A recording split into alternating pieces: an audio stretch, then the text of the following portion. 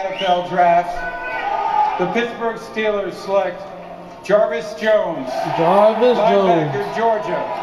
Wow. The most mock drafts. Nice pick. With the high motor that the Steelers can do some damage with. Usually, that's the type of player that they plug in there, right there, Mike? Nice pick. He's a pretty good fit there in Pittsburgh. Questions about the medical stenosis and his 40-yard dash time, which was 4.9, but I think he's a baller. Bottom line, short area quickness, he's got a tremendous motor. He plays with leverage, and if you take a look at the Pittsburgh edge linebackers, look at James Harrison, who's now a Bengal. Look at Lamar Woodley. This kid fits from a body type and an explosion perspective. Now, he doesn't have top-end speed, but I love his motor. He plays with leverage. He gets under blocks, and he flies to the quarterback. So I think he's the perfect mold for a Pittsburgh Steeler, and I think he's going to get on the field and challenge Jason Warolds for the starting outside linebacker spot.